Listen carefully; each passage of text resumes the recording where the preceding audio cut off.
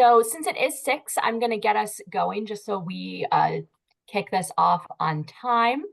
For those of you who don't know me, my name is Megan Wines, and I am the new online events coordinator for the Michigan Center. And before we get going, I just want to quickly talk about the schedule and sort of the functions of Zoom webinar here for us. So this event is a webinar. So for those of you who have logged on as our attendees who are like, why can't I make my video pop up? That's because it's a feature of webinar. So while you can see our lovely faces, we can't see yours. And that is just how webinars work. We can, however, see the questions and comments you put in the chat. So please, as the event goes on, feel free to leave questions and reflections and all of that kind of good stuff in the chat for us. I'll be monitoring the chat and we'll sort of make sure that the speakers are seeing that as well. Other things, so the form of today, before I hand it over to John Brent, is we're going to have Professor Reggie Williams give us his lecture, and then we'll have two respondents, Ashley Lewis and Theodora Turman. And we're really looking forward to this wonderful event. So with that, I'm going to turn it over to you, John. Thank you. My name is John Brent. I'm the president of the board of directors at the Michigan Center for Early Christian Studies. And for short, I'll just say either the center or the Michigan Center. And I want to welcome all of you on behalf of the Michigan Center. I welcome you especially to today's annual Martin Luther King lecture with Professor Reggie Williams of St. Louis University. But before I introduce Professor Williams formally, I want to say a few words about the Michigan Center. Michigan Center is a co-sponsor of this event with the Ecumenical Theological Seminary in Detroit, Michigan. The Michigan Center for Early Christian Studies is a nonprofit research association in Ann Arbor, Michigan. Our organization is founded on three principles. First, the academic study of Christianity is a study of the fabric of culture. Christianity originated as a small Jewish sect in the ancient land of Israel, a province of Rome. The texts and traditions relating to early Christianity developed from this region are evidence of diverse practices and beliefs in Jesus of Nazareth as expressed through interactions with cultural elements of his day. The texts and traditions also reflect the changes as Christianity formalized and moved through different cultures around the Mediterranean and the world. The study of Christianity bears witness to the cultural developments of the last 2,000 years worldwide. Culture, particularly Western culture, though a problematic term, can't be understood without the formal study of Christianity.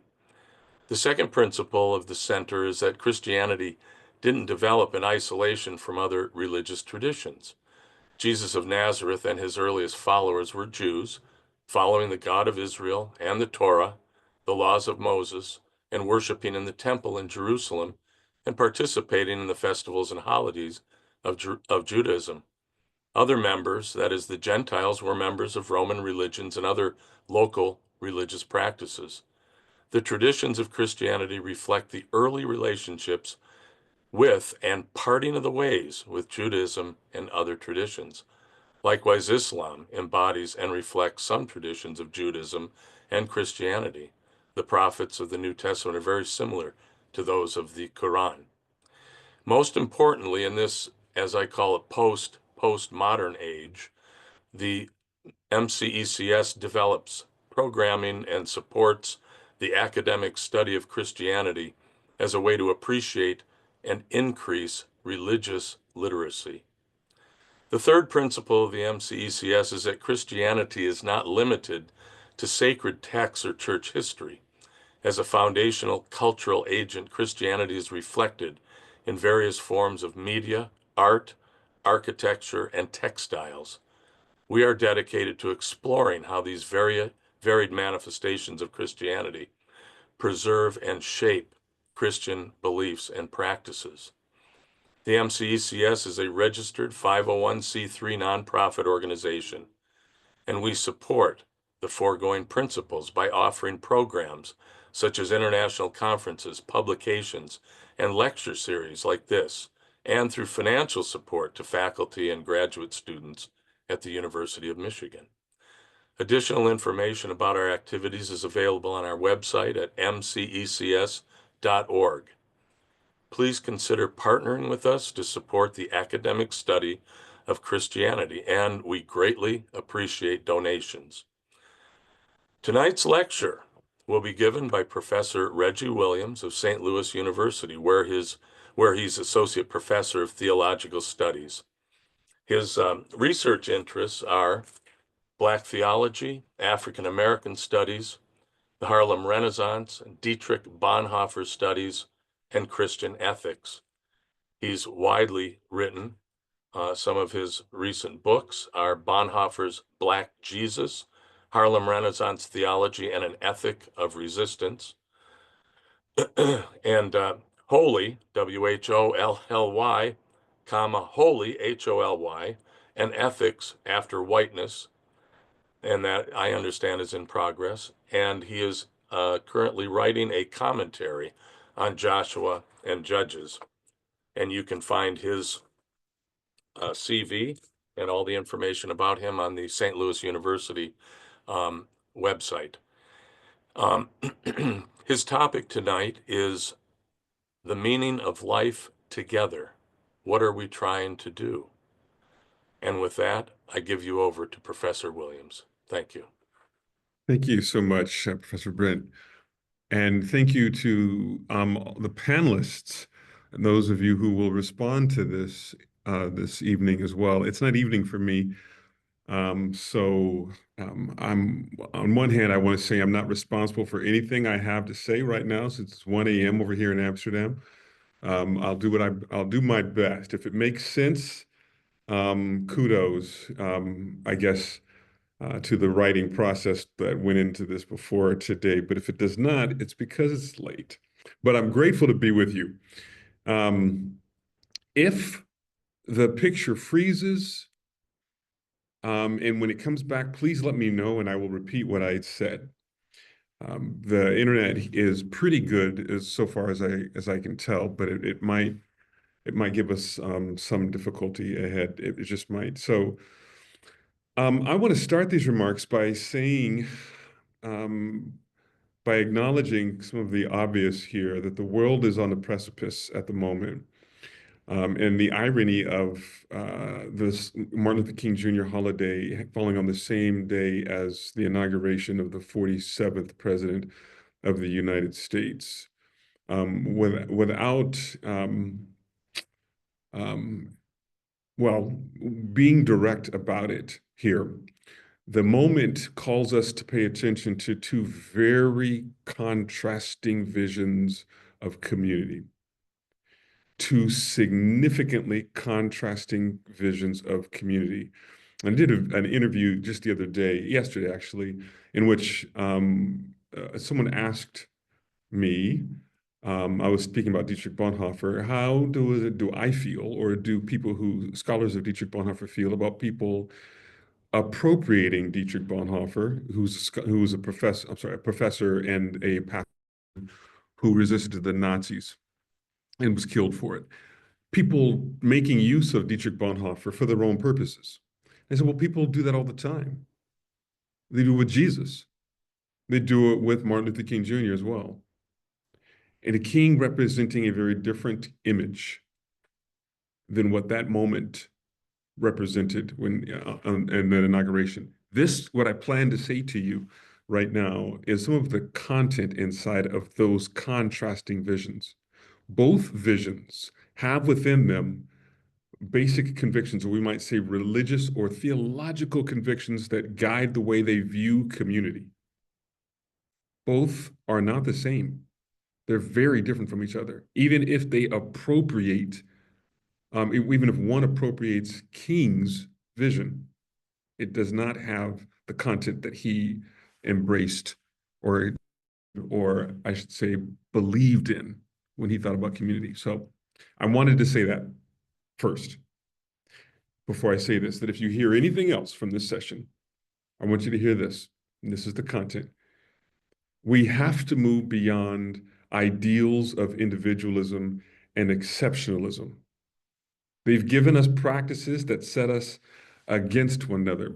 I'm sorry, let me start I wanted to just be looking at this here as we are going here. All right. Oh, hold on a second. I don't want you to see my page, what I'm looking at.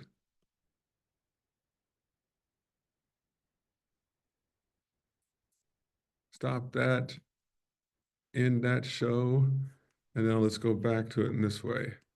I had such a good flow here.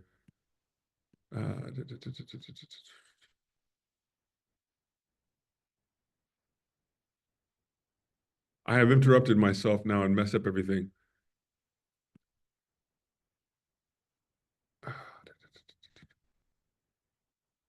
How do I put that up there so you're not seeing that?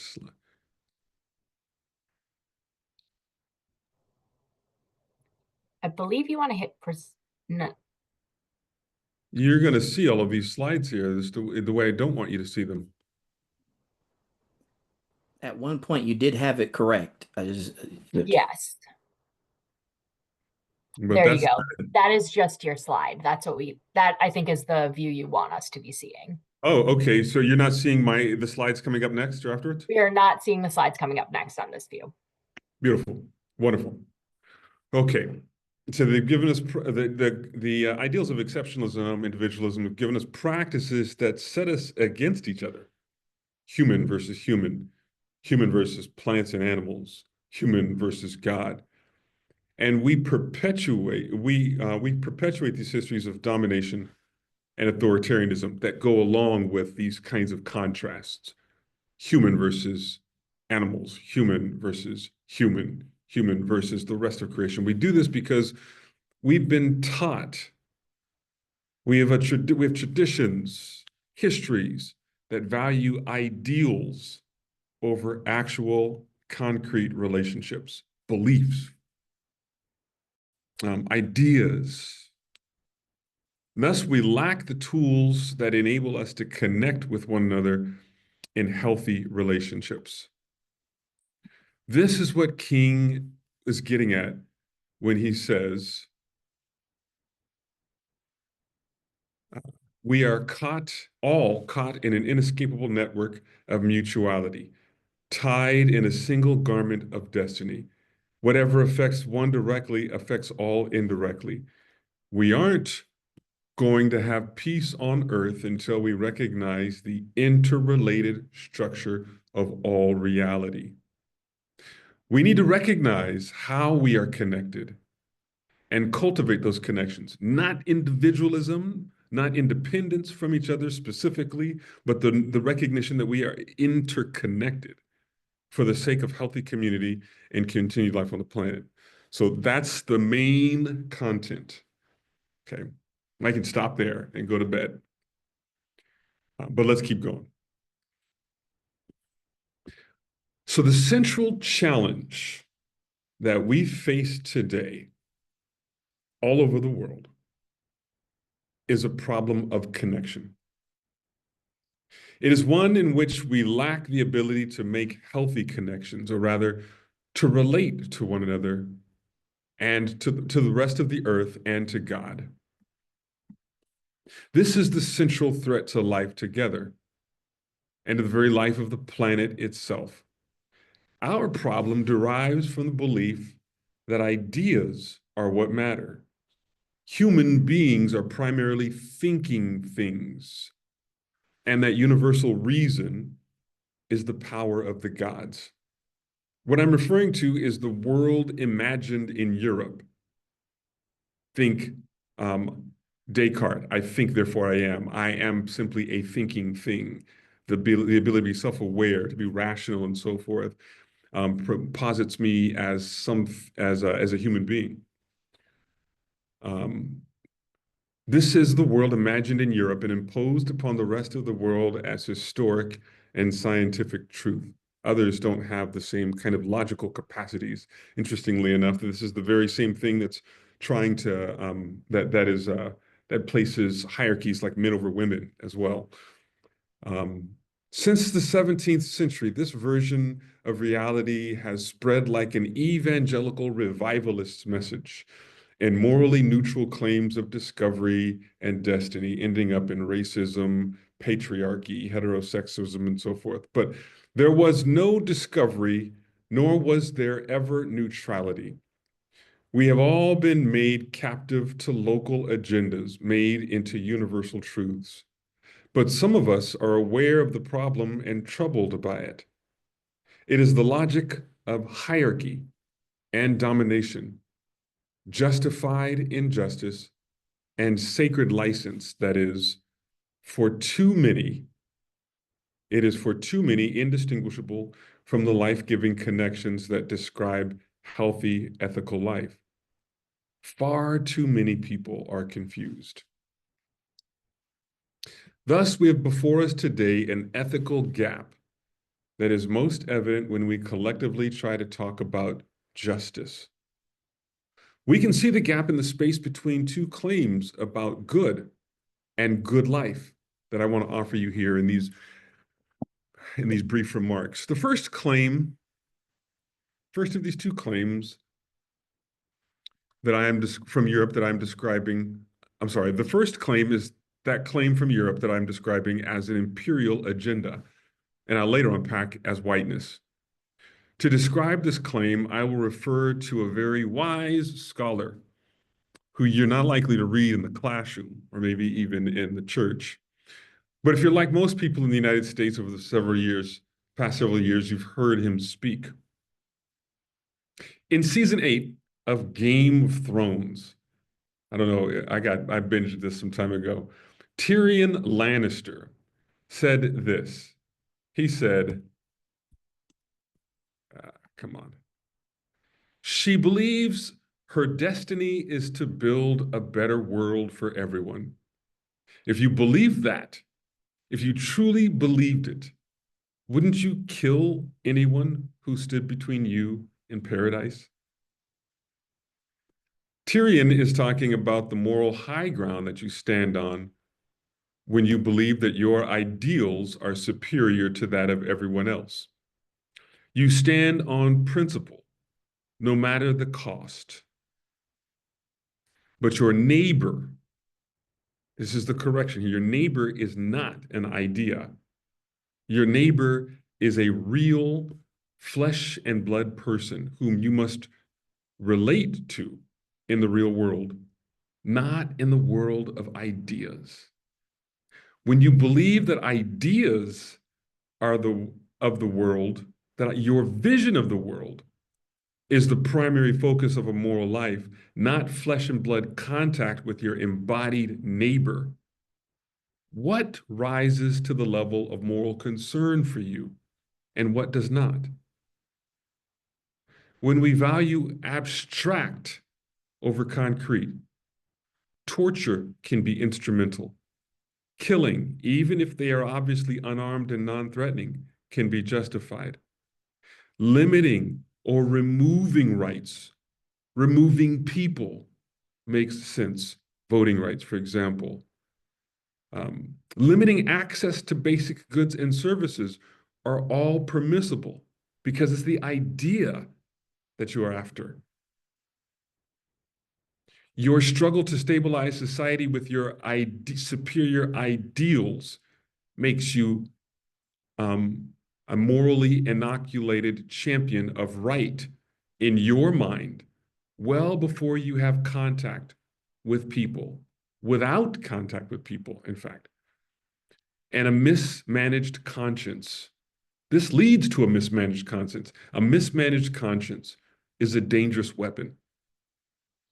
Tyrion Lannister diagnosed this danger as a self-righteous license to harm, which is unfortunately one way that people pursue good community, by enforcing an imagination of the good regardless of the physical harm that it causes. A different claim about good life together is described as follows. Constructive ends can never give absolute moral justification to destructive means. Because in the final analysis, the end is pre-existent in the mean. In other words, the justice that you desire to realize must be present in the means that you employ to secure it, which is to say, evil behavior is derived from an evil imagination and will only result in more evil in the world. How you treat people and the planet matters. This voice also claimed that darkness cannot drive out darkness, only light can do that. Hate cannot drive out hate, only love can do that. By now, you clearly recognize that I'm quoting Dr. Martin Luther King Jr. The good that he was describing is not a world that he alone imagined, and neither is the harmful one described by the fictional Tyrion Lannister. They both represent forces at play in the world today that are making efforts to secure community that they envisioned. Ideals or ideas that we give allegiance to in spite of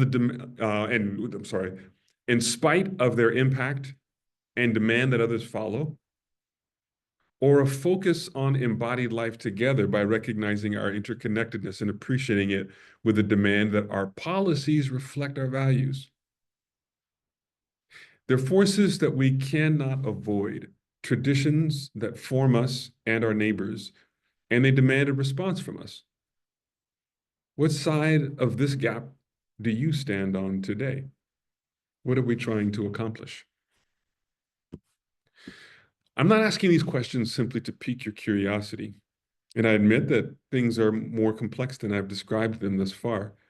Nevertheless, I'm asking you this question today in a hurting world and in a deeply divided nation. What are we trying to accomplish in our life together? I find the tradition of Martin Luther King Jr. helpful as we engage this question, and so I want to spend a few more moments with you examining his legacy in light of the question, what are we trying to accomplish? His family. A little background about Dr. King first here. He was given the name Mike King Jr. at birth in Atlanta, Georgia on January 15th, 1929. For reasons that scholars dispute, his father changed both of their names to Martin Luther when he was 5 years old. He was the eldest son and the middle the middle son of three children born to Michael and Albertina King.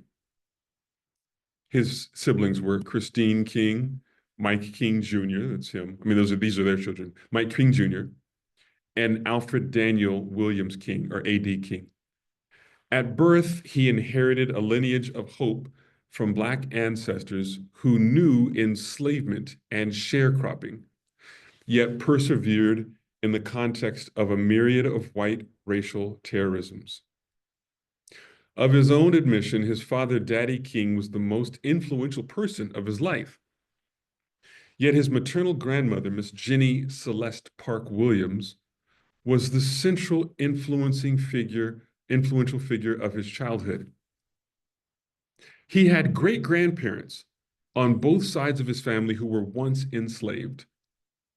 And his paternal grandfather was a sharecropper, accustomed to debt peonage, which is to say, slavery by another name and other creative forms of abuse. I should mention here that debt peonage was connected to sharecropping. For those of you who don't know much about what sharecropping is, at the end of the Civil War, you had 4 million formerly enslaved Black people who didn't own land, but they were skilled workers. Then you had all of these landowners who once owned people who didn't have the skill to work their land. There was an agreement that was reached, said to the skilled labor that you can work the land and pay us back when the crops are produced. But as it turns out, during harvest, many of them would never be able to pay back the use of the land and the seed and the soil and so forth. I mean, and the fertilizer and so forth. They were never able to pay it back. Why? Not because the crops were not producing enough, of course, but because there were no rules, no laws in the land that would respect the rights of Black people. And so it was slavery by another name. That's debt peonage. For his maternal grandparents, Adam Daniel Williams and Jenny Celeste Williams, education and faith tradition that scholars described as the Black social gospel were core to survival in a white racist nation. I'll say a little bit about Black social gospel here in a minute. MLK's maternal grandfather, A.D. Williams, was a towering presence within the greater Black Atlanta community and a mentor to his son-in-law, Martin Luther King Sr. He was the second pastor of Atlanta's Ebenezer Baptist Church, and following his death, that mantle passed to his son-in-law, King Sr., Martin Luther King Jr.'s father, of course. Williams was a public-facing faith leader, a herald of the Black social gospel. King's family, MLK's family, refused the claims that white racial terrorism made about Black people. Those assertions of white racism meant that Black people have no rights that white people are obligated to respect. They are the practical implications of a centuries-long national habituation in a broader practice of unrestricted white access to the bodies and the families of Black people. This was the practice, not simply to be mean, as they understood it, but to secure a good Christian civilized community. It was the practice in the pursuit of a vision, of an idea of community. The claims that I'm referring to here come from a generally European way of knowing the world that scholars describe as whiteness. I'm not referring, when I'm making use of this here, I'm borrowing a definition from a dear friend and profound scholar, the Professor Dr. J. Cameron Carter of UC Irvine. This is, whiteness is not a quality of any demographic of people. It's not a property of people. It is a way of knowing and organizing knowledge about the world. It is a version of reality that gives the world race as a description of human difference, within which white people are ideal and normal, while others are diverse. Might describe it as an epistemology, which is the study of knowledge acquisition and justified belief. It's a way of knowing the world. Again, cruelty is not the primary goal of this ideology of whiteness. Cruelty is a secondary effect of collective longing. It is what is inflicted on demographics who become a pariah when people are made to long for an idealized community. Let me stop there for one moment and say again, when talking about white supremacy, which is the argument of whiteness, to put it differently, to put it in this way, whiteness gives us a way of knowing the world. It gives us a description of human difference. That description, in fact, is an argument for human hierarchy. It is an argument for why people can and should colonize and own slaves and amass wealth in practices of extraction. And specifically when referencing white supremacy gives the world a longing for a particular kind of community. I typically refer to this as a longing for Mayberry. The majority of the listeners here are too young to know, some of them are too young to know what I'm even referring to when I talk about Mayberry. But the longing for an ideal community. And when you're longing for something, things that become an obstacle to that community are annoying. So the presence of people of color being harmed is actually not the goal of racism. That is a secondary effect of longing for that ideal. If that makes sense, we can talk about that a little bit more a little bit later. Harm is what is inflicted on demographics who become a pariah when people are made to long for an idealized community. Kick out the people of color, the darker immigrant, or restrict the access to goods and services in the community. It's a longing for an idealized community populated by idealized people. This is the logic of human hierarchy. It imparts societies with a continued obsession for white racial ascendancy over everything related to heaven and earth. Whiteness is an argument for white supremacy as it strives to build a superior community, nation, and world. From chattel slavery to separate but equal, in its multiple ongoing manifestations, whiteness is an argument, and I'm going to make mention of it again here, for Andy Griffiths Mayberry, or any, and I qualify this here for my younger listeners, any idyllic fictional town that serves as representational propaganda for the ideas that populate a longing for bygone mythic national greatness. These ideas also show up as impatience with any teaching that departs from this narrative of mythic, historical American moral superiority. In truth, it is fundamentally an argument for ownership of resources, lands, bodies, and of belonging. This longing is translated as the patriotic citizen versus the illegal. It teaches a brand of ethics for a type of community that we are meant to desire in the world that is based on one's supposed ability or inability to properly possess oneself and the earth. It is the practice of colonization, colonizing lands, minds, and desires. Racial hierarchy is its most salient symptom. Like all minoritized people in the United States, King's family knew of this racial hierarchy from personal experience and the way it deforms the representation of reality into Black people. I must add here that whiteness is most notably a religious ideology because it gives us a hierarchy of human types within Christian circles. Whiteness turns Jesus into sacred illustration of its claims to moral superiority. And it depicts Jesus as the figurehead at the apex of the hierarchy of human difference, with the term human or fully human referring to whites only, as they are visually represented by Jesus. I want to stop for a moment here and show you this image. This is an 18th century depiction of the resurrection by an artist named Karl Bloch.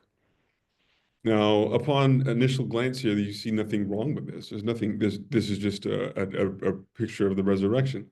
But in fact, it is an argument for hierarchy. And this happens most commonly with depictions either in art or in practice, faith practice. I would sometimes show before this a picture of Leonardo da Vinci's Vitruvian Man, 15th century.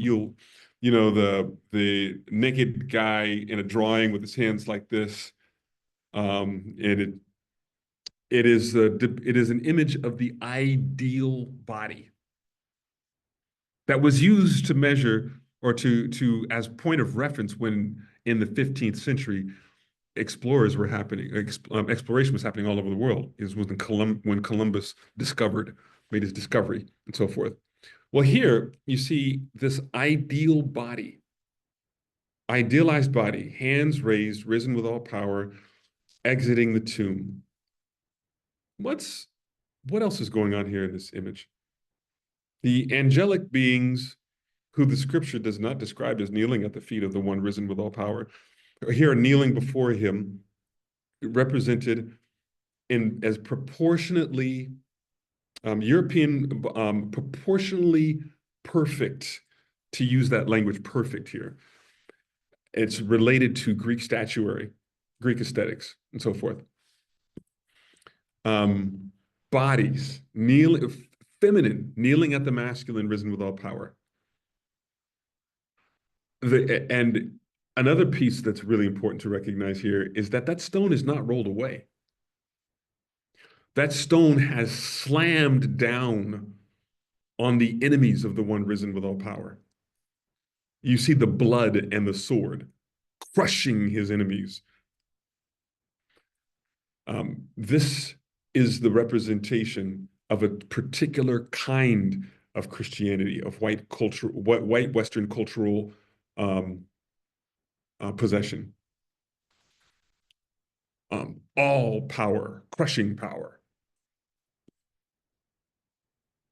King's inheritance included a Black Christian response to whiteness, to the ideology of world-dominating power. He knew a tradition of Black abolitionist Christianity, the Black social gospel, within which Christian life was inherently social. The Black social gospel is calibrated by a connection with Jesus, not the one atop of the racial hierarchy crushing his enemies with life at the resurrection. And their Easter lilies, they're so beautiful in the background too. But Jesus, who identifies with those who know persecution from experience, who are crushed by state and imperial powers. This Jesus knows what it means to be targeted because of the community into which he was born, by morally superior folk. He too was despised and rejected. This is the gospel message of King's tradition. I want to go to this next slide here. This other depiction of Christ. This is by Tom Feelings, a sketch by Tom Feelings. The middle passage, you'll recognize here, this is the loading map. The map that's depicting how to load the slave ship. Those bodies, this is the middle passage. It's Christ's body as the slave ship. Jesus knows what it means to be targeted by the community into which he was born, but it's targeted by because of the community into which he was born. This is the gospel message of King's tradition. He had an interpretation of God with us in the struggles against trouble all over this world. His vision of the Christian faith claimed that God favors the poor and the oppressed, and that justice, interpreted as love repairing what hatred has destroyed and restoring what was stolen, is what love looks like in public. Justice is what love looks like in public. You'll hear Cornel West saying that often. The Black social gospel sees eternal salvation paired with a this world focus on justice and the dignity of Black people, which is to say all those who find themselves intentionally left out of the call for liberty and justice for all. King's faith tradition was this abolitionist Black social gospel Christianity that was responding to questions emerging from the end of the Civil War. Questions like, what does abolition mean after slavery and Reconstruction had passed? How should Christians respond to the mania of racial terrorism and oppression that terminated Reconstruction and instituted new forms of abuse? What does it mean to love God and neighbor, mind, body, and soul today? How should the Christian respond when the state is targeting the most vulnerable among us? Is a good Christian the same patriot?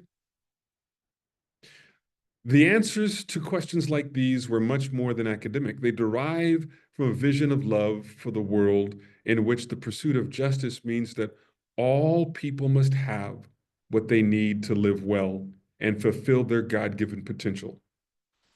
I'm coming to an end here. In this community, in Michigan, in Chicago, in Missouri, in my hometown of St. Louis, on the southern border of the United States today, in the Middle East today, what must we do for justice's sake? To live in this way as pursuers of justice means that you agree that the justice you desire to realize in the world must be present in the means that you employ to secure it.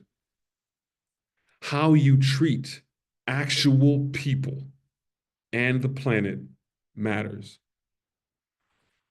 So here, as I draw to a close, I want to revisit the central question that we began with. What are we trying to accomplish in our life together? Pursuit of your superior ideals, or what King called the beloved community. The beloved community is more than an ideal. It's a claim that embodied life, interconnected life together, rather than your imagined ideas, is what matters. It is the name that King gave to a vision derived from the Black social gospel tradition. The beloved community is a community that has overcome the triplets of militarism, racism, economic exploitation, and so forth, and it reduces people to objects of derision and things to consume and discard. King's description of the beloved community, in that description, lives matter more than imagined ideas or things. There is no love and justice in the morality you claim to have as an individual, no right that you can demand that is absent of any relational impact, and no good that is morally superior to the concrete command to love your neighbor. Justice is what love looks like in public. And the tradition of Martin Luther King Jr. reminds us of that good truth. I went much longer than I intended, so I will stop there.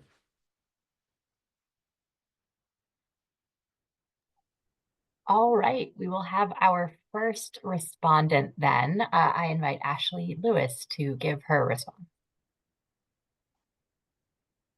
Good evening, everyone. I just knew that our president would be going first, but I am grateful because it actually speaks to what my response will center upon.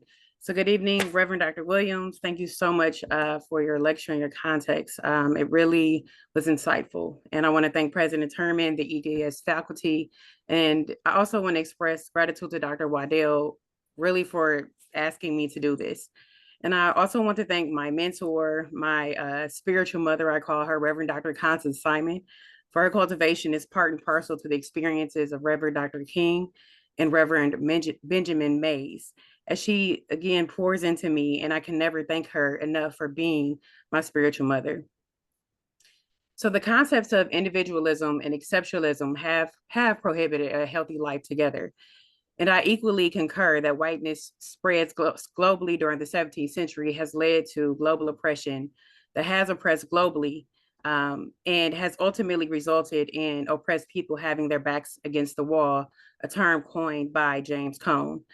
Whiteness, artfully defined as a way of knowing and organized knowledge about the world, a version of reality that gives the world race as a description of human difference, of which white people are ideal and normal, while others are diverse. So this is evident upon the entries of Christopher Columbus, whom wrote in his report to the majesties that the Indians are so naive and so free with their possessions that no one who has not witnessed them would believe it. When you ask for something they have, they never say no. To the contrary, they offer to share with anyone. He concluded his report by asking for a little help from the magistrates, and in return, he would bring them from his next voyage as much gold as they need and as many slaves as they ask. And then he concluded with religious talk. Thus, the eternal God, our Lord, gives victory to those who follow his way over apparent impossibilities.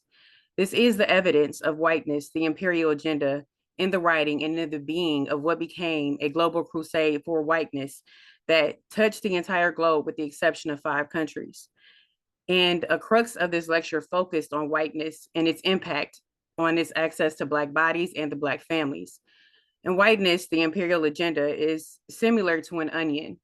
And as there are multiple layers of which to consider when they are spoken of, I'd like to add the intersection of oppression within whiteness, specifically as it pertains to gender, as it is both the intersection of both race and gender that gives the human race a world of difference.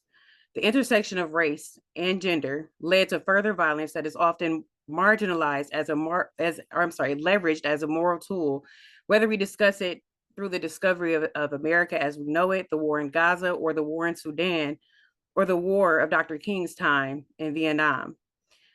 Within the context of whiteness, of European culture of the 17th century, the organization of which women are placed are below men in the hierarchical structure. And the layers of the onion are integral to its construction, as the core of the onion is integral to the structure of the onion. And each layer is a membrane that wraps around the core, creating what we know as the onion. And as the core of whiteness is the ideal of women as property, women as second-class citizens, women as casualties of war, women limited to birthing machines. And the rise of the argument of white nationalism is a layer that aids in the layers of fortifying the onion of whiteness, especially as we see it today.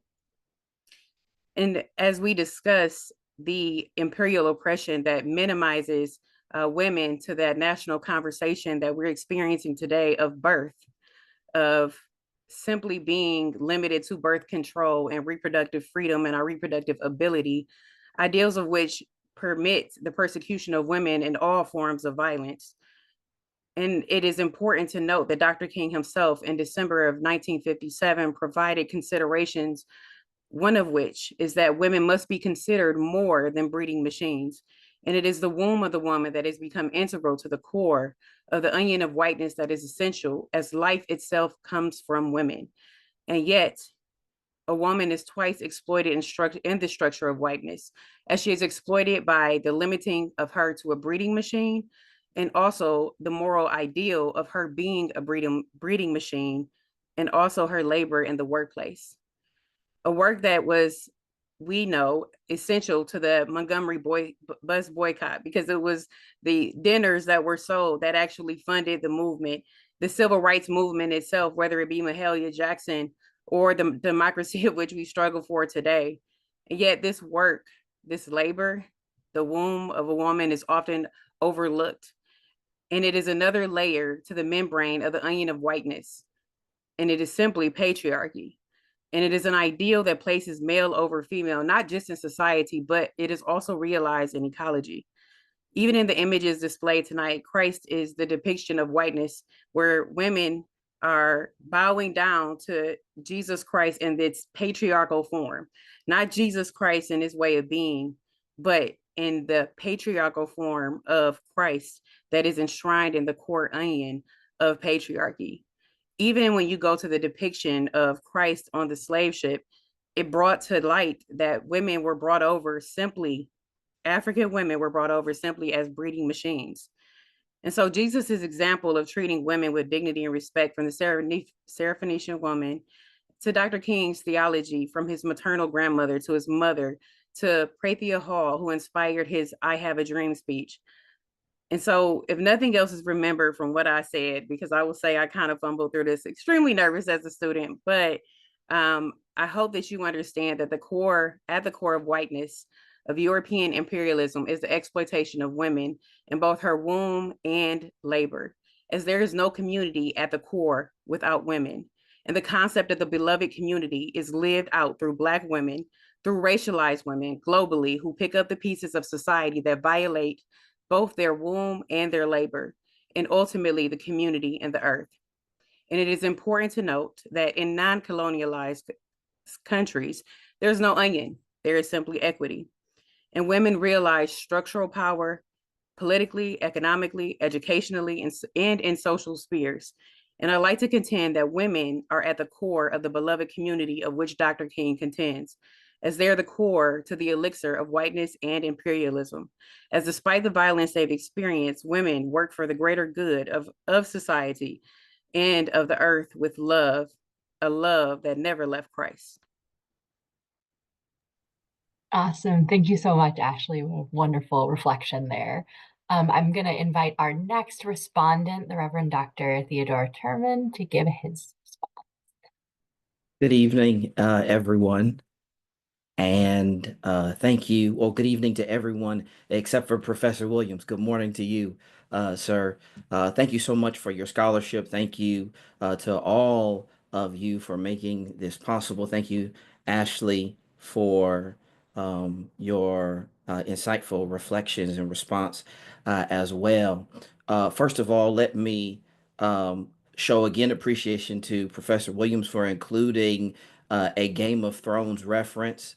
I was sharing with someone earlier today that the Lions' loss on Saturday was right up there with the most painful TV moments I've experienced, right up there with all of my Game of Thrones list of experiences. So I acknowledge that as well. Let me also first of all acknowledge how difficult it is to listen to people.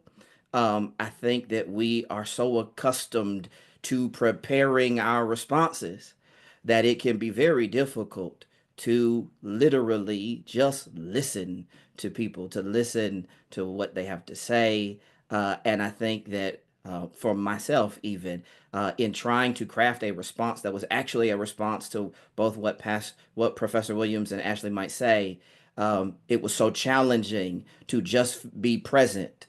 And I acknowledge that in only as an opportunity in trying to do life together. I think one of the most important things we can do is simply be present and listen to each other, listen to our stories, listen to, in particular, our pain, and listen to our own ideas of how to live full lives. I wanted to say that at the beginning.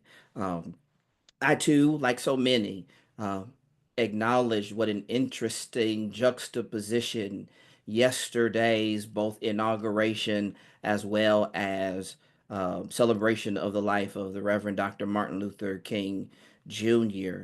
Professor Williams described it as contrasting views of community. I immediately interpreted it as contrasting views of Christianity. And as you said, community, and as I said, Christianity, I wondered which informs which.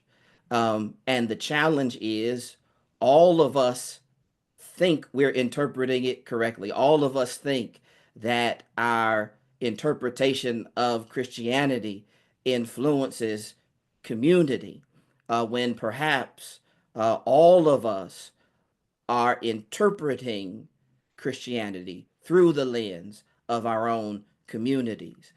And then what do we do with all of these different interpretations? Perhaps it is to let go of our sense of certainty if we are to go back to um, Game of Thrones, the earlier seasons, everyone believed in their own manifest destiny. Everyone believed that they were certain that they were supposed to be king or queen.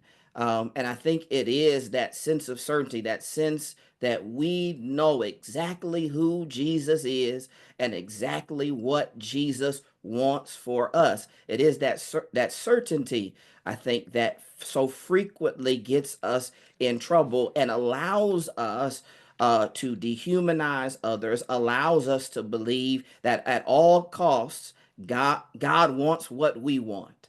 And I think that we must be careful to fall prey to certainty. One of the things that I wrote down is that all sides seem, at least in my opinion, to be equally susceptible to self-righteousness.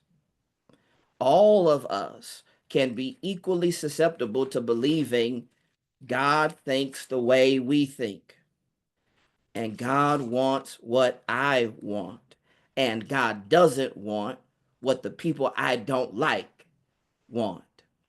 And again, so going back to that humility, that case for embracing uncertainty may be a path forward for us. One of, as I look at religious trends, what I often seem to observe is that the religious traditions that offer more certainty tend to grow faster, tend to be more filled with men, but oftentimes tend to be more willing to subjugate women, and tend to be more embracing of violence as a means to achieve ends. And so I think we must all wrestle with our, even within our own traditions, our worst tendencies. If, as Professor Williams articulated, the central problem of the day is connection, then it would seem to me that what are we called to do together? Build connection, build community, create opportunities for contact. I would argue, as a local pastor, that is what the church can do best to create community, to create opportunities for connection. One of the things that I wrote down is that I believe that what we often get wrong about the beloved community is there is oftentimes an addiction to sameness when trying to build community. What do I mean by that? You have heard from time to time, I suspect, let's just focus on what we all have in common. The danger in focusing on what we all have in common is that what we all have in common tend to be the things that are only unique to the most powerful. It is in the pain points of the underprivileged where the majority of our difference lies. And so, if we are to build legitimate, beloved communities, we have to step into the stories and validate the experiences and sit with the painful differences of others. Let me, though, also contend that one of the burdens of the underprivileged is the painful responsibility to acknowledge the pain and hurt that sometimes powerful people, or seemingly the powerful in our culture, live with. Is it possible that powerful people with agency are also dealing with systemic trauma and things of that nature? How would it change how we view people we perceive as adversaries at best and enemies at worst, as worthy of our love, worthy of our care, and worthy of our concern? And I will end there and say, let's continue the conversation. Awesome. Thank you to all of our speakers. Uh, Professor Williams, I want to just give you a space here then to respond to your respondents before we open the floor for questions from our audience. Well, thank you for taking this content so seriously and for listening. The work to provide a response can be challenging. I want to highlight especially. Thank you, Brother Turman. I can tell you're a preacher as you speak. And dear sister Ashley, you are so right to name the sexual violence. This focus here, as I've been doing here on what King is describing, can be misinterpreted as primarily a problem of race. And let me be very clear that that a single focus on issues like to call out race alone is to double down on aspects that are so deeply harmful, in turning aspects of the ideal into practices of hegemony, normalized practices of hegemony. So one way to think about this, what you were saying, and I just want to highlight that again, is by reference to partus sequitur ventrum. If you know that term, that the state of the child shall follow the mother. And this was the way in which slavery for life was transmuted through the mother, the condition of the mother. This is not incidental here. This is the creation of being that one might say it in this way. The way we understand human is calibrated by the womb. So it's this is the door through which property, and as one scholar puts it, the animal in human form is reproduced. She is the conduit of the animal in human form. And as M. Sean Copeland says, until the world understands or is able to recalibrate specifically the perspective we have of Black women, we will not get through, we won't get past this problem. We will not get past the problems of human hierarchy. It is the form of the human that we understand that is miscalibrated according to an ideal. And it starts with Black women specifically. That has been done for capitalism. So I just wanted to highlight that. That's really important what you were saying. Pastor Turman, thank you so much again for as you were describing the problems of not listening, actually being in each other and with each other's story and embracing, sitting with each other, and being able to embrace the community that is derived from the difference that we all share together, and that is hugely important, very, very important. It is a standard problem of our time, and it's what makes hierarchies work. Is that we have we value others differently than others, so forth. I also want to problematize just a little bit. On one hand, by virtue of what Ashley was saying, how we understand human difference makes a difference.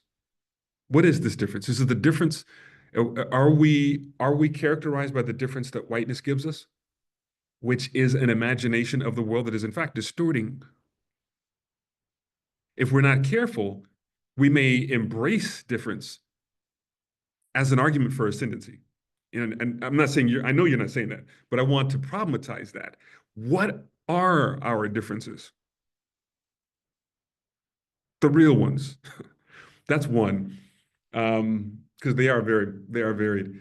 And we are in fact structured by the communities that we come to. So when I'm in the classroom, when I was teaching ethics, now I teach theology at St. Louis.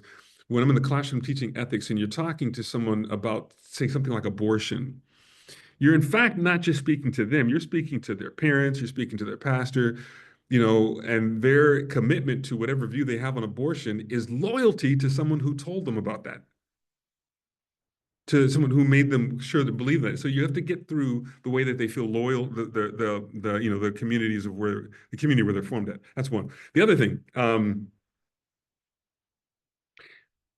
God takes sides. It's an important recognition. God is partial. We are in error when we do not recognize that. The question for us is to know how to discern what side God is on.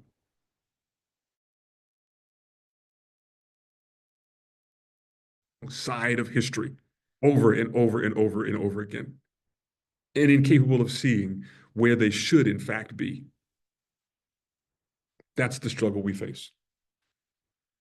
I'll stop there. All right, and now folks who are in attendance, you are welcome to drop your questions in the chat. And then while we're waiting for questions to come in the chat, I've got a question. All three of you guys speak so eloquently, and I'm fascinated by this reoccurring theme, obviously pulled from MLK, about community and building connections and how we do that. And in light of all of the things happening politically this week, I was thinking specifically in the use of social media to build sort of global connections, and how we should wrestle with the fact that social media is often so dominated by patriarchal sort of white interests, and algorithms are built around that. So, are there spaces or ways to push back against the literal robots as you try to build sort of global community, even further than just sort of the localized church communities that have been mentioned?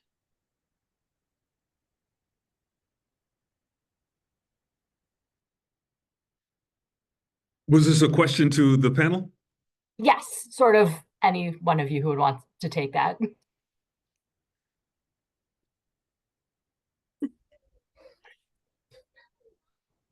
I'm yielding, Professor Williams. I want to go before you, if you want to go. I mean, I have a lot of context on that because I will Go say ahead. Vanity No, Force no. I this just week. was talking forever. Go ahead. Oh, okay. Um, actually, what I would like people to consider is that we actually have the power to construct the society that we see.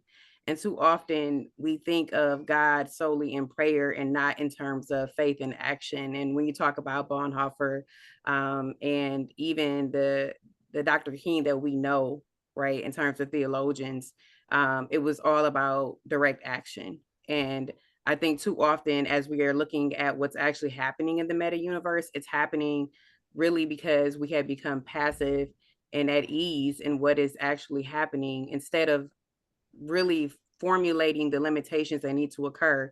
For example, yesterday there was an automatic follow to Donald Trump, his wife, and JD Vance.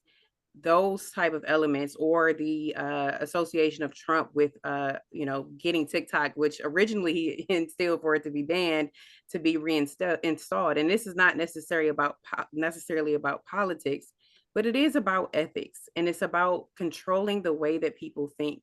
And too long, theology has been somewhat silent on AI, and AI is nothing but a neutral entity that is poured into through systems of oppression like whiteness. And we see it happening not just here, but across the globe. And so, what I would say is, in terms of how this applies to this present moment, I think that what Dr. King would say is that we have the power to actually change what our society looks like, even if that beloved community is manifested through that social community. No different than Dr. King changed the society of America, we have to change the society of a social network of which we are interacting.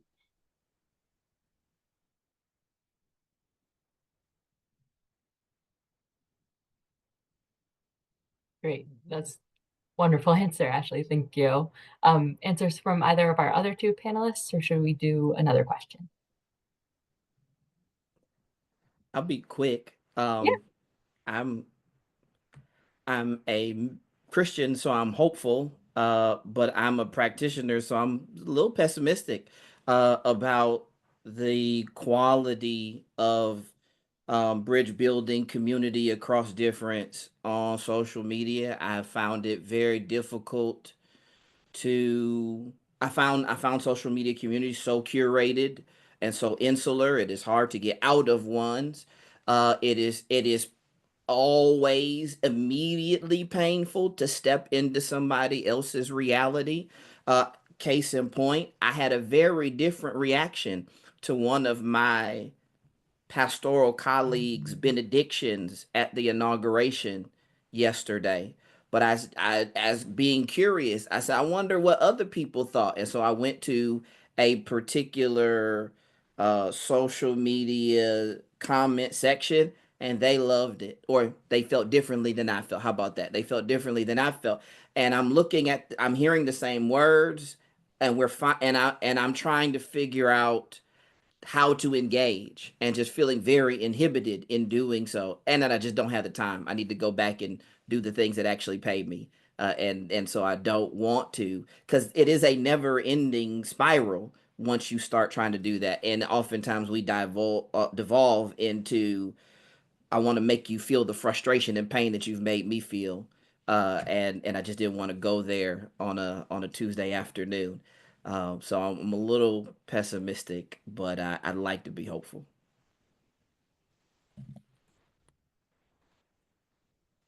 Dr. Williams, anything? Your question is about whether or not we can bridge. Can we make community and social media? Yeah, in light of sort of the patriarchal and white supremacist sort of functioning of especially how we feed AI models, as Ashley had mentioned as well. Seems to me like most people go to social media space for a community. They'll go to. I mean, most people go there not to experience. I don't know, learning. Not for learning, or even to be challenged. Most people go there for for community, for familiarity, and so forth. Social media space can be a place where people can actually. I've noticed in the California fires and so forth, people mourning together. Mhm. You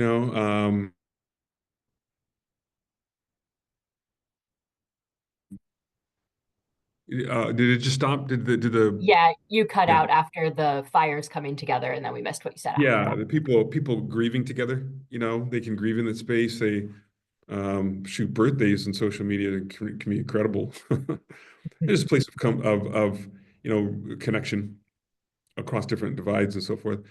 I used to think that you go there and you challenge people, and you have difference of opinions on various things, and you can go in and help shape somebody's a vision of reality. And I don't think that anymore. People aren't actually going there to learn. So yeah, social media is pretty much what you make of it. That's the one place where you can control a lot. Block, cut, or welcome in, and then shape the world as you would feel most comfortable in that virtual space. Like you can take on a different personality as well as people do. To Professor Williams' point, just real quick, all of us, many of us, collectively, regardless of our political party, decided today we just didn't care for Ben Johnson, who is the offensive coordinator or former offensive coordinator of the Detroit Lions and now the new head coach of the Chicago Bears. And so I am sure we have very different socioeconomic status. We have very different political and religious affiliations, but together today, because of that same agenda, we were able to collectively trash Ben Johnson. I think what Professor Williams was talking about with regard to sort of the fires, that is a unifying experience. And so what social media does well is bring together of a similar experience. What it has been challenging in its capacity to do is bring together people of difference and create healthy spaces for us to navigate those differences.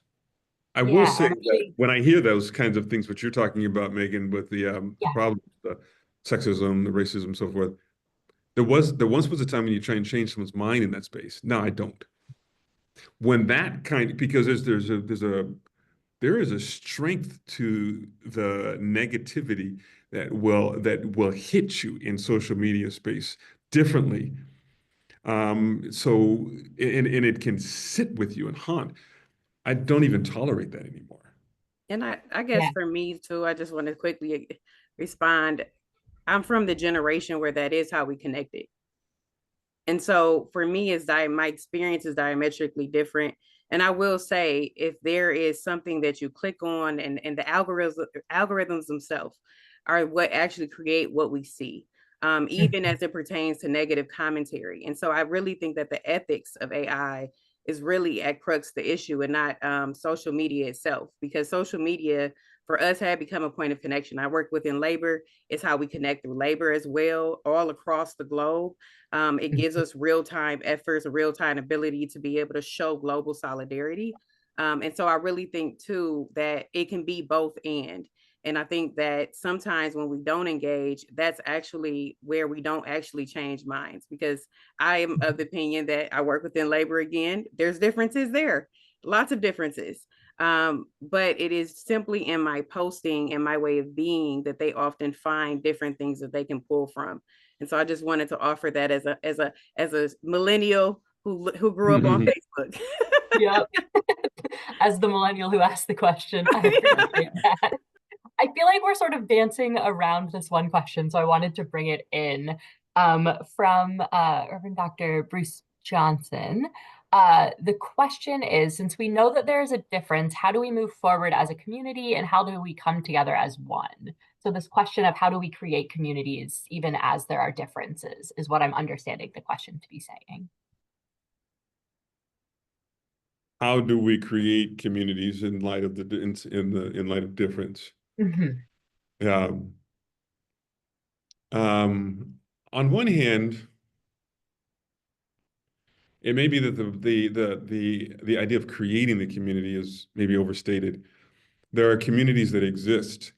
How do we find the community that is our home in light of the differences that are present?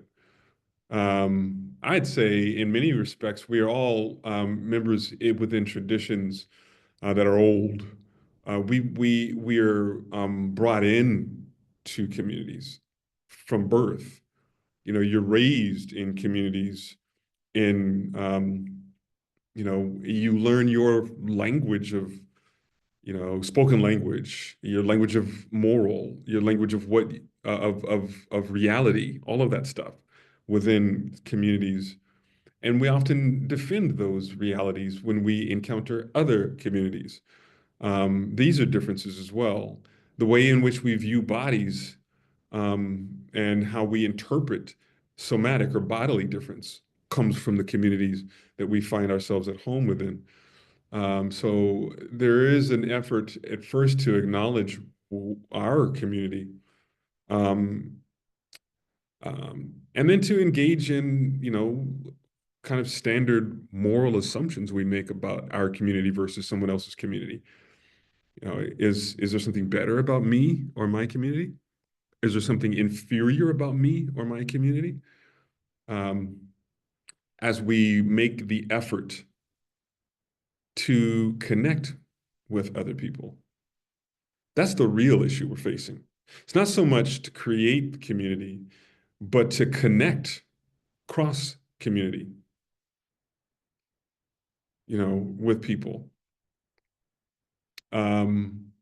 Or to even, as I stated in the lecture, to recognize the already present connections. We are not individuated, rational subjects who bump against each other like billiard balls on a pool table. That that this interpretation of human being as individual rational subject may not be telling the truth. That we in fact are already connected. What we do with resources in the United States has an effect on those West African women who are, you know, trying to find water. That we are actually connected and we owe our neighbors something.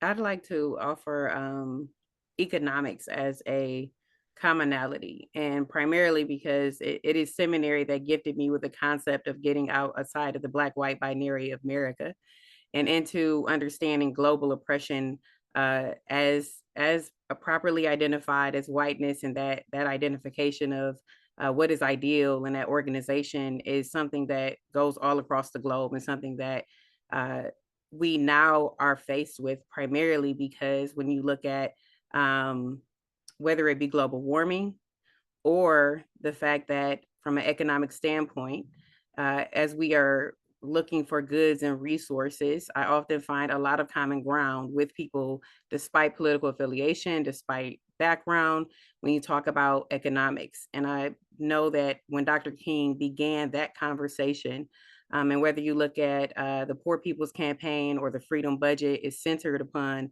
economics. And I often think about what kind of coalition building we can do when we center upon economics and not the differences of race or gender, but simply human dignity rooted in living wages.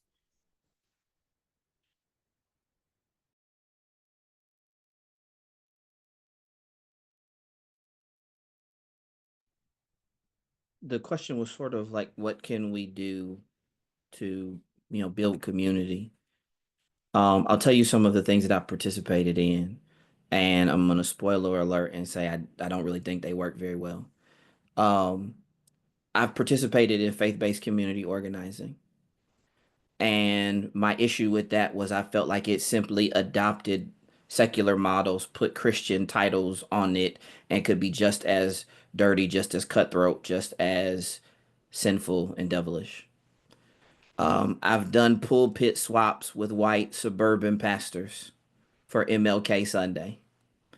I've done a number of different things, most of which over time fizzled out because of any number of different things. And I think it's going to sound overly simplistic. First of all, let me say I don't know what's going to work. Okay, I think that's one of the most valuable things we can do. Say I don't know. We can just throw a whole bunch of stuff against the wall and see what sticks. The power of wanting to, though, is unmatched. Okay. When you want to do something, you will stick to it no matter how many times you fail, no matter how many times you fall, no matter how many times you do not pass. When you want to do something, when you are passionate about something, when you feel called to it, you will stick with it. When you don't, you will find any excuse to walk away from it. It is too far, it is too cold, it is too expensive, it is too painful. When you don't want to, you won't. And when you do, you will find that tools that didn't work in previous seasons may very well work in this season. So it's not so much about the tool, in my opinion. It is about the will. When we want to, we will make some of these tools. We will use them in ethical ways, and we will commit to them over time. I think one of the challenges also is our unwillingness to stick to a thing for an extended period of time, right? That it did, if it didn't work in this political cycle, what's the point? Let's give up. If it didn't work after this particular march, there's no point. Let it go. Apathy or any number of different things. And so I honestly think that when we want to, when we decide we're called to it, almost any tool over time can bring about some of the change that we seek.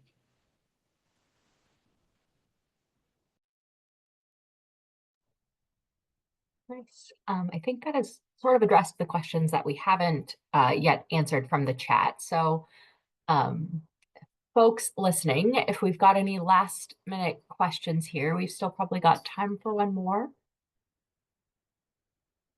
But if we don't get one, we could Let me always... say something to the Yeah, go question ahead. about God choosing sides. Oh, yeah. Um, I'm still hanging with you all for a bit here. It's right now it's we're closing in on 3 o'clock or 2:30, but it's to claim that there is an objective place to stand in the context of a global community when there is evil or injustice is to, some would say, um, uh, describe an immoral God. I'll put it this way. Jesus says, turn the other cheek. Does that mean to let evil have its way? Does God sit back and watch and not have an opinion in the face of evil? Does God in Christ on the cross mean something? Is it saying something about evil and harm?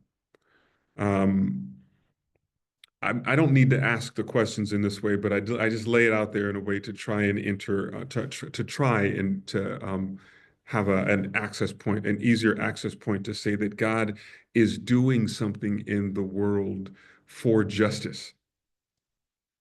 Justice, the claims that Christ is about justice is the recognition that God takes sides.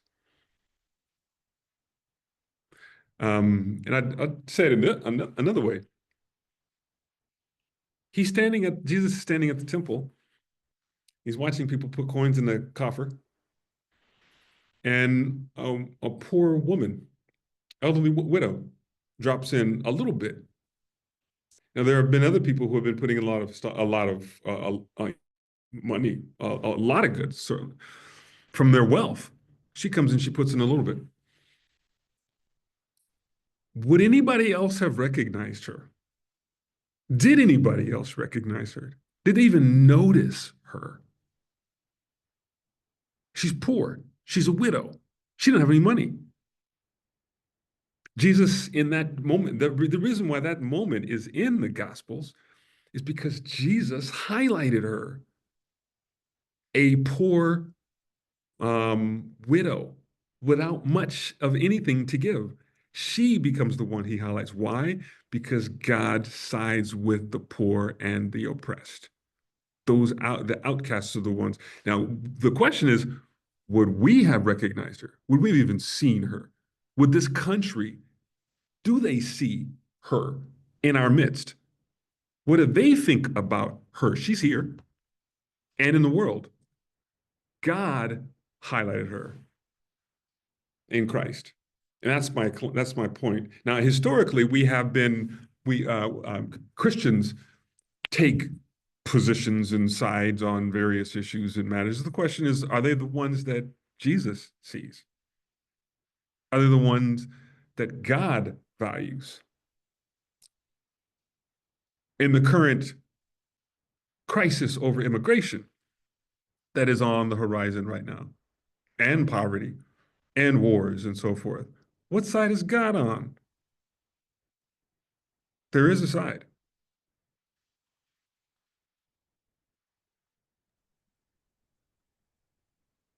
My I'll say this one last piece here on that. I write about Dietrich Bonhoeffer and other things as well. But the text that I published it was reprinted in 2021. It was about Dietrich Bonhoeffer, and he comes back to Germany in 1931 from a year in the States with Black Christians, and he's recognizing the rise of Nazism all over the place as a problem for Christians. There were Christians in Germany who did not do anything, didn't take a side at all, call them bystanders. There are Christians who were actively in participating with Nazis, call them perpetrators, and then there's who opposed the Nazis. One would say by paying attention to Bonhoeffer, when evil is at play, there's no neutral ground. So today we would say, yeah, he was clearly in the right, and the others were in the wrong. All the others, the apathetic and the perpetrators were in the wrong. Got to do something. That's what I'm saying. the common joke amongst African American communities similarly is everyone marched with Dr. King 50 years later. Right. You know, that Exactly. when people forget Dr. King had to leave his own denomination um, in order to find enough support. There were literal deaths, not deaths. There was a death on the stage of the convention because the African American clergy were at odds with how to be engaged in the political climate of the day. The tension that I feel in the language of sort of God takes sides is only when we believe that God is on our side. Sometimes we are often incapable of seeing the ways that God is not. That there were so many African American male Christian leaders of the movement in that day who never would have considered ordaining women, who never would have considered anything less than dehumanizing the LGBTQ community. And so my concern oftentimes is that when we use the language of God being on our side, it sometimes makes us ignorant. It makes it in us in blind to the ways that God might be disappointed in us. Very good point. It's very important here to recognize that the claim is not that God takes our side. but that God takes a side in the struggle for justice and is not objective or neutral. That's a very important distinction to be made there. I mean, these are the questions that people ask often in understanding what we should be doing is, what is your will, God? Not will you come and be on my side? I saw another comment that I'd like to take on. Of course, it's social media, but Joyce says, she says, social media is a weapon designed to destroy a person one down at a time. So how do we put on the armor of God to deal with a very confused world? And what I would actually often say is that we become fair weather Christians, even in social media world. And I know that might like really gasp some people, but what I mean is simply this. Jesus planted seeds. He posed questions. He did parables. And often would leave because his life was, he was literally being haunted, right? And so I often think our job is not necessarily to change the perspective of the person. It is truly to plant a seed and let God actually make the increase. And we absolve, when we talk about the word of God, is when you are building the kingdom of God, it is solely about planting seeds, giving the people to potentially even see a glimpse of their liberation, of their freedom, of an alternative thought, while still giving them the love and the kindness is what Christianity calls us to do and to be. And I often think we lose that discourse even as Christians when we're engaging with those who have ideological differences than us.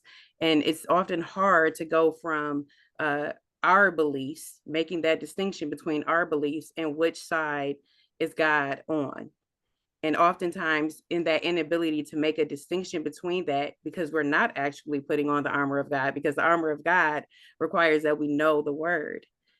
And the word really requires us to not actually harm anyone, that vengeance is God's, that even as we cry, as we know throughout the whole Bible, when the people cry, God responds.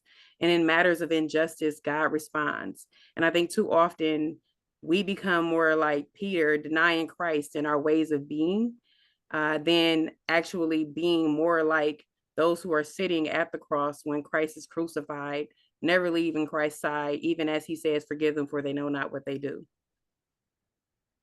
Awesome. I just need to jump in here because we are quite 2 minutes over time here, but in conclusion and wrap up, I did just want to offer, Dr. Williams, do you have any sort of final comment you want to leave our audience with? Be encouraged, friends. Let's find our communities together in these days ahead here. Awesome. And virtual claps and thank yous to all of our speakers, our respondents, and Dr. Williams for being here tonight. And I'd like to close out too by thanking everyone. This was a very good conversation, I think. I mean, this was very successful. I'm so glad that we had this discussion, and I think we'll all leave enriched by this and thinking about very, very carefully about who we are and who we are amongst other people. And I just want to thank you so much. And thank you, Dr. Williams. Thank you, Dr. Turman. Thank you, Ms. Lewis, for your insights. And again, I hope you're safe, stay warm, and hopefully we'll see each other again. Good night. Good night.